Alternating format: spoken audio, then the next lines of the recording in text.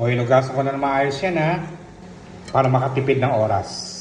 Isalang na natin. Nakahiwa at linis na ang manok. Wala na po itong taba, inadis ko.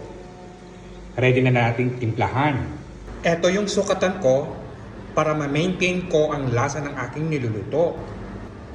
Ganito ang sukat ng aking suka.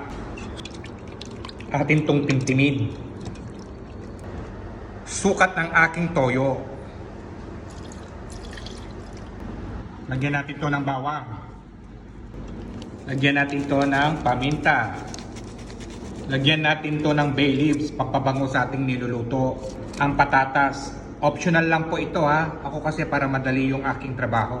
Pwede rin ninyo silang pirituhin para hindi mawala ang lasa. Pakuluan natin. Habang pinapakulo ko ito, tayo ay manggigisa. Mantika, bawang. Lutuin natin ito hanggang maging golden brown. Update sa pinapakulo. Pakuluan natin ito for about 5 minutes. Sibuyas. Lutuin natin ito, ang sibuyas, hanggang maging golden brown. Gusto ko kasi maraming bawang at sibuyas. Ito yung sikreto para yumami ang ating niluluto. At pagkatapos, atin itong takpan para hindi maging masariwa at agad maluto ang ginisa. Ayan, takpan natin. Tinikman ko na ito. Okay ang lasa. Luto na ang ating ginisa. Gusto ko dito kasi medyo sunog para malasa. At pagkatapos, i-transfer natin ito dun sa ating pinapakulo. Transfer natin. Technique po ito ng aking nanay. Ginaya ko lang sa kanya. Pakuluan natin ito for about 3 minutes.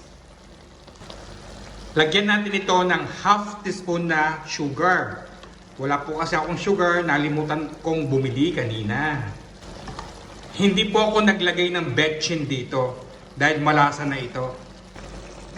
Lagyan natin ng konting sabaw para magkaroon siya ng sabaw.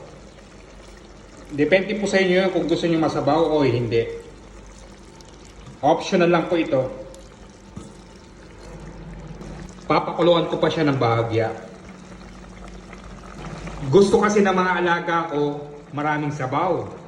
Luto na, ganun lang kasimpleng lutuin, di ba? At ready na tong i-serve. Luto na rin yung mga itlog. Luto na ang adobong manok. A Kapampangan version. Lagyan po natin ng egg para masaya. Boiled egg. At ang kanin at ang banana. Ito ang aking pananghalian ko for today. Thank you for watching. Like and share. Follow me more and see ya.